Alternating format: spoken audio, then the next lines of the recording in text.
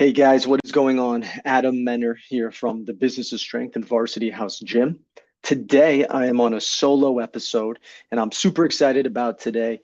It is a lot about what we've implemented since the beginning of the year and how it pertains to our upcoming seminar, which is my first announcement before we get started. On June 4th and 5th, we are hosting Weight Room Wealth 2.0. Weight Room Wealth is all about how to make your gym money, how to implement a marketing strategy, how to manage the wealth made from the profits of your gym. And it is June 4th and 5th. Day one is at the Nyack Hotel. That is literally 10 to 12 minutes away from here at Varsity House HQ. And the second day is here at Varsity House HQ. So we will have the registration in the show notes below. But Weight Room Wealth is an awesome seminar. It's my second favorite. Obviously, the retreat being number one in September is my favorite, but Weight Room Wealth is my favorite seminar, excuse me, just because it is so tangible, so actionable. And if you run a business, I mean, it is the lifeblood, making money, managing your cash flow, and getting your team to contribute to the revenue is extremely important.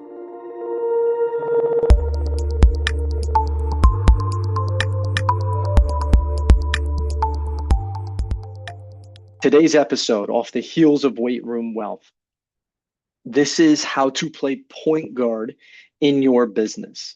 Okay, how to play point guard in your business.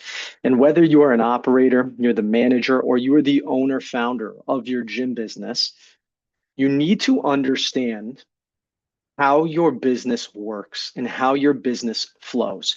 Because in our group right now, I was going through this morning a lot of our check-ins. And we do a check-in every single Friday. It's an accountability check-in. And if you don't check in, you get pinged, you get harassed, because the more detailed your check-in is, obviously, the better we can help you. But the same thing goes for your business.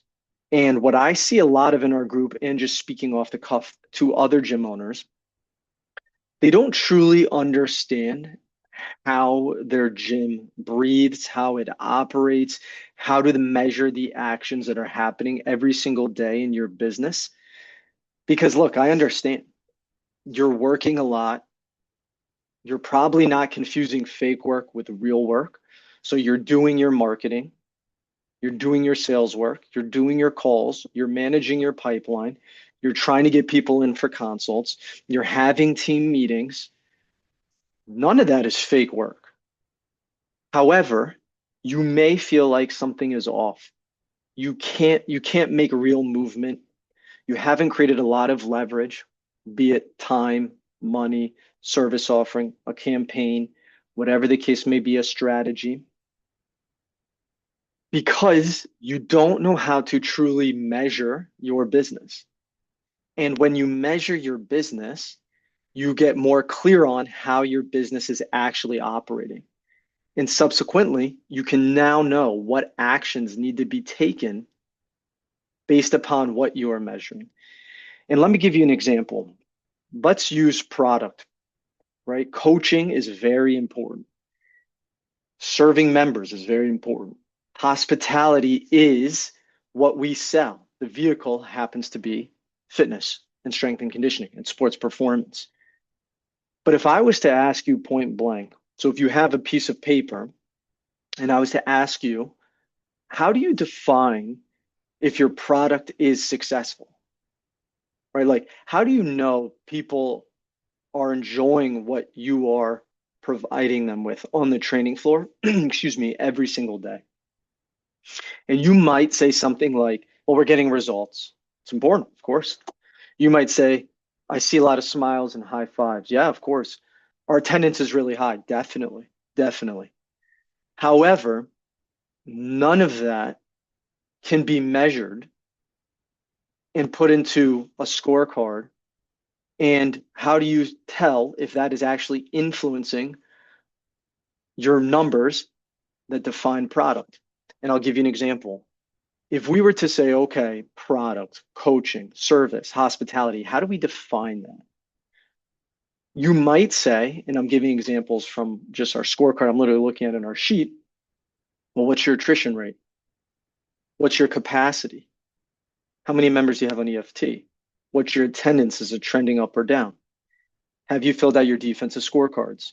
How many lines of communication have been filled out? And you have a minimum effective dose that you need based upon your business's goals.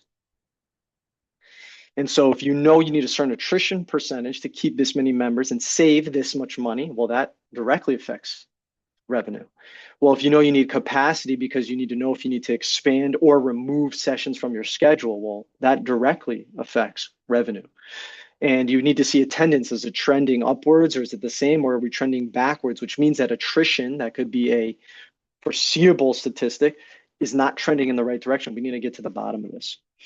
Hey, are we filling out our defensive scorecard that has reaching out when members don't show, goal setting meetings, logging their training results?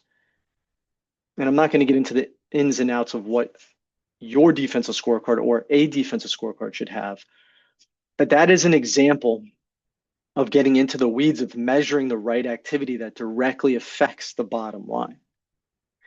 And now you're thinking to yourself, okay, yeah, I'm not in product, maybe specifically I'm not, but we could go down the list. We could say sales. Well, are we measuring call volume, double dials, follow-up SMSs and voicemails? Are we measuring a cadence? Are we measuring pickup rate? Are we measuring time on call? Are we measuring consults and trials booked? Are we measuring script adherence? And you get my rift. Simply saying like, I'm calling everybody and I'm getting consults in, we're signing people up is a good thing. But the more detail that you can get in your business, the more clarity it actually provides you.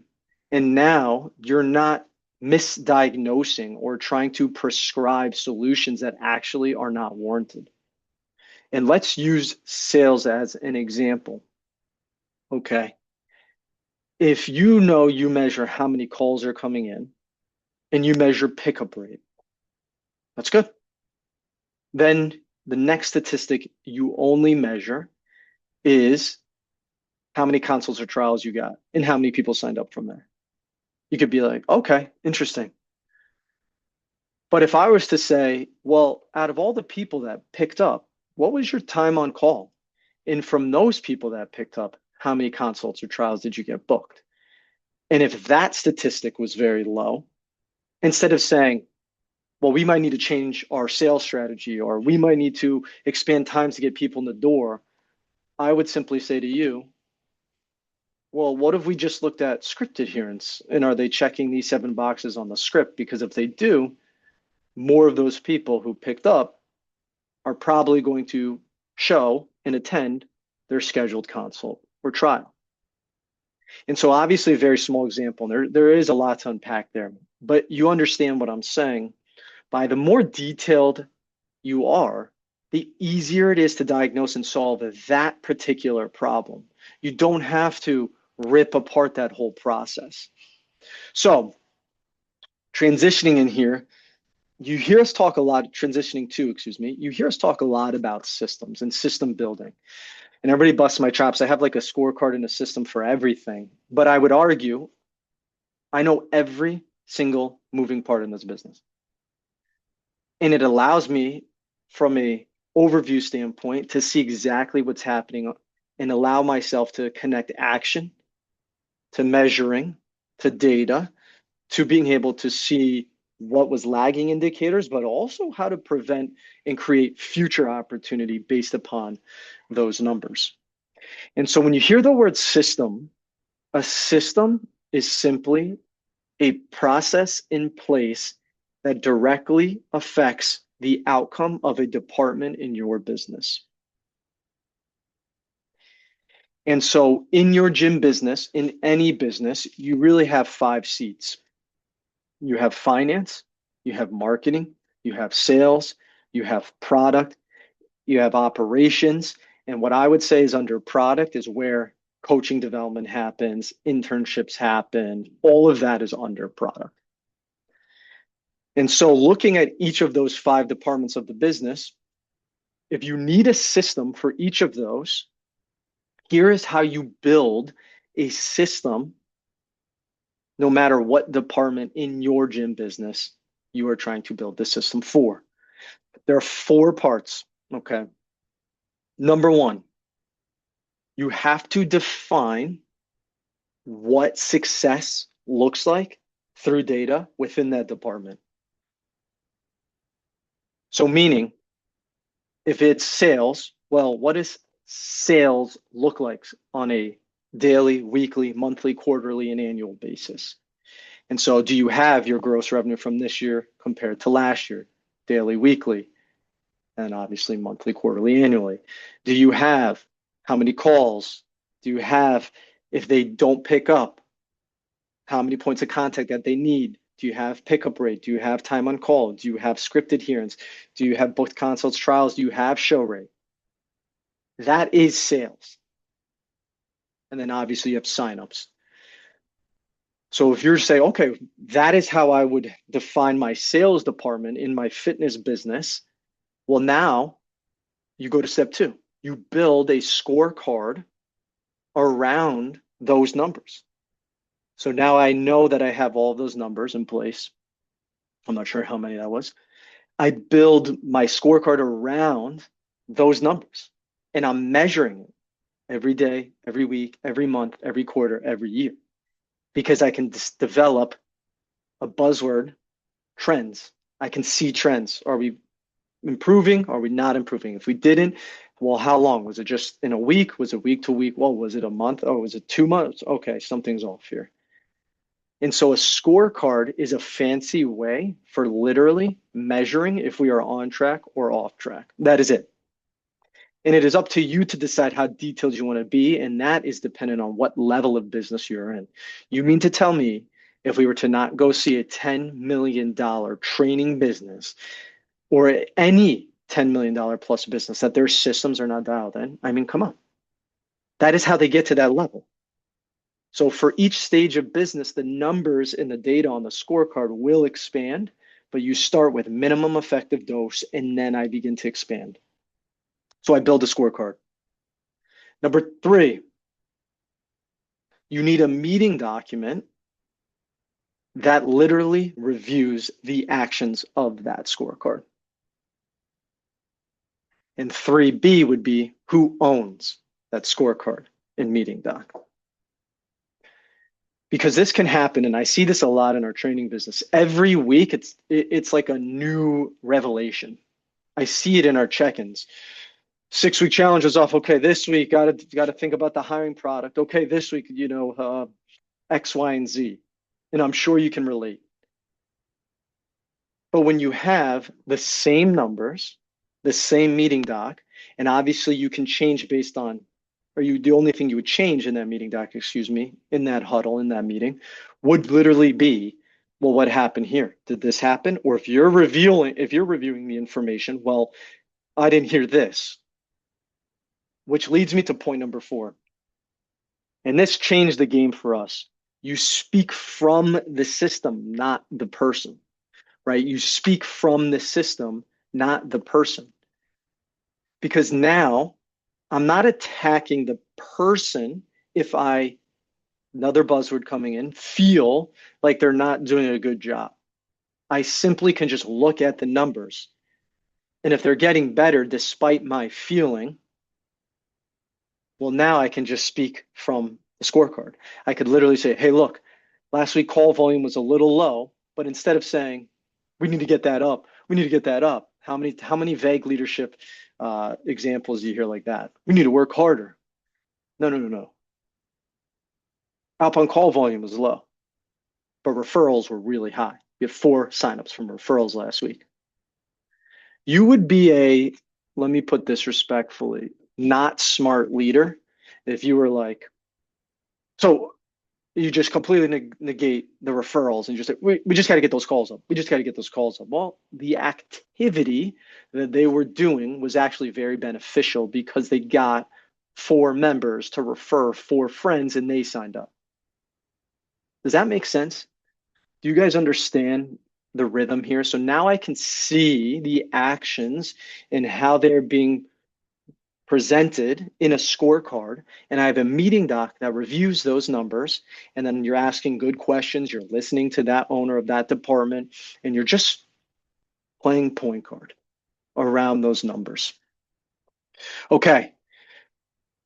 Speaking of playing point guard, what does it mean or how do you actually play point guard in your business?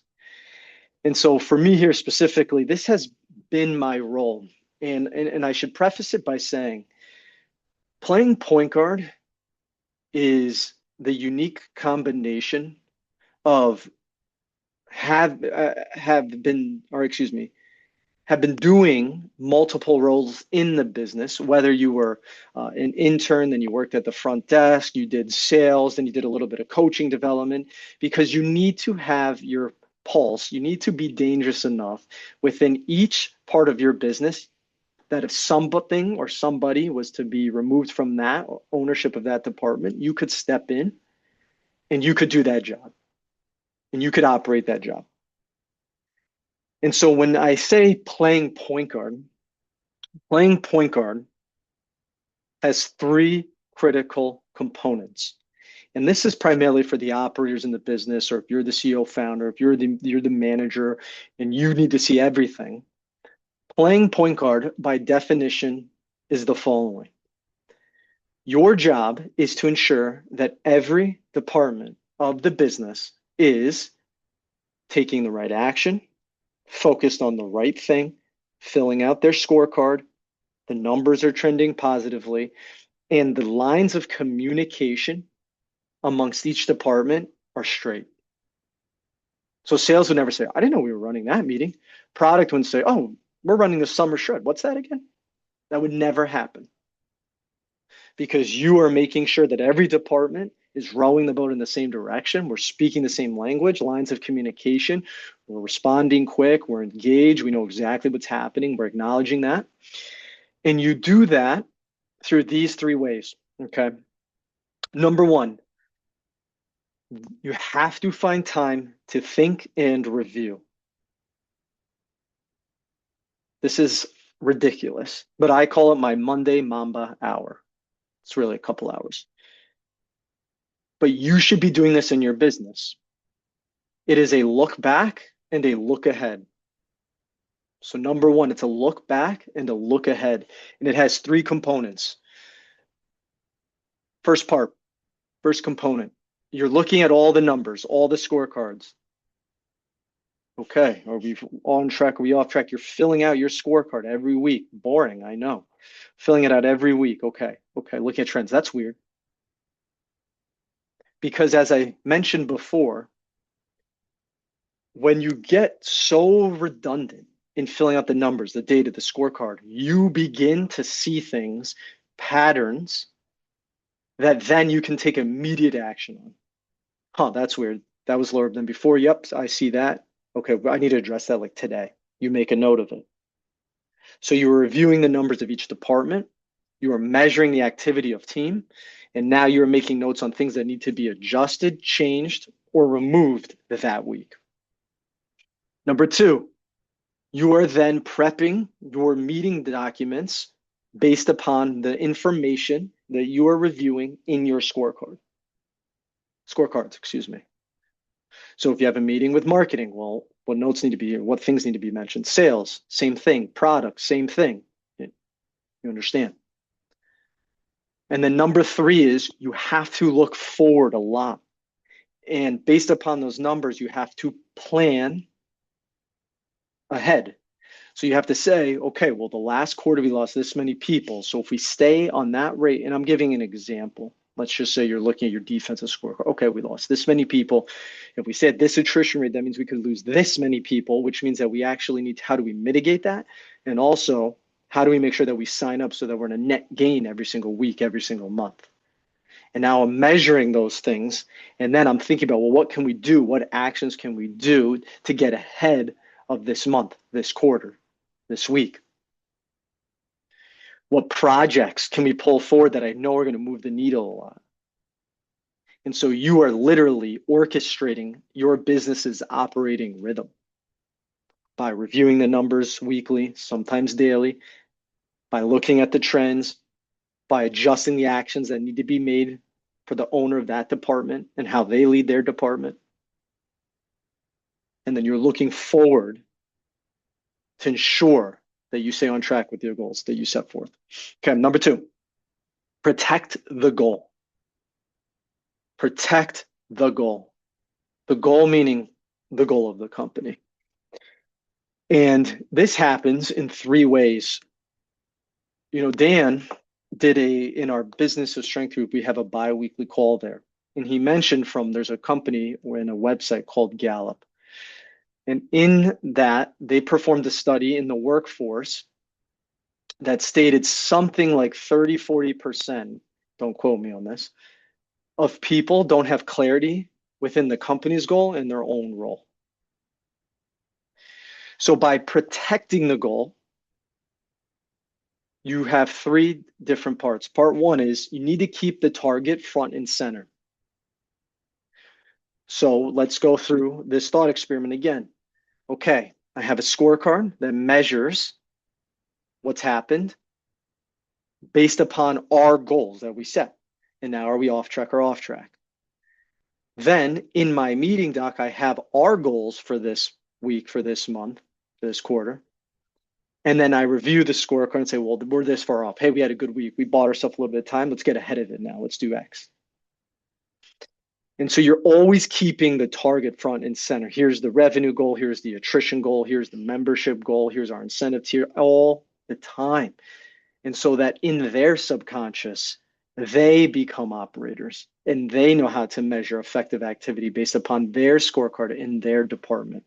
Number two, when leading, as I said before, you speak from the system, but you also frame everything around them.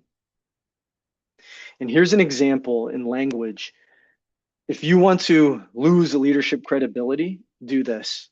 Every time you talk, say I. Well, I've just noticed you. I just feel X. I think we should. You're removing the power from the person who owns that department. And so instead of that, it's from the system.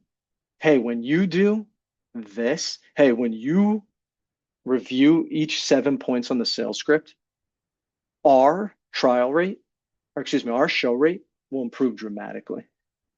Hey, when you have 3 goal setting sessions in a week, not one, I'm looking at the trend here. Our attrition holds the line. We got to do more of that. And now I'm speaking upon how the actions that need to be done every single week benefit the leader and how that benefits their scorecard that they own. And so you have to frame everything around them. Lastly, number 3, or part 3 under protecting the goal. Use simple language and always end in action. Obviously, we know that the more skills you have, the more vague you can be, right? If I was to say to a lot of you who own gyms and I said, hey guys, we need to market a little bit harder. We need our CPL to be here. I need more offers. It's like, okay, no problem.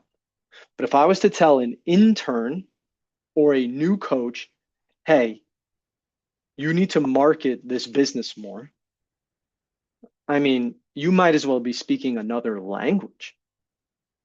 And so keeping the language simple to their level and their role and the actions that they can take is mission critical.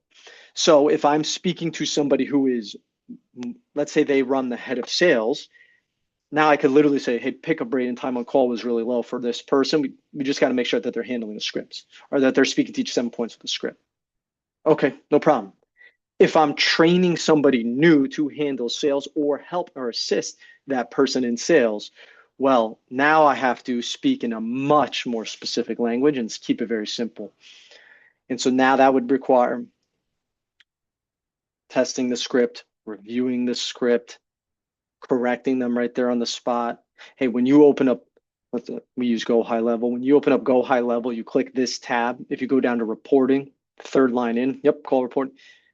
I'm speaking in very specific language that I know that they can see and now they can do.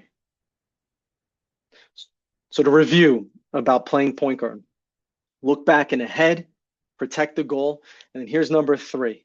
Okay. And this arguably could be the most important is be visible, not available.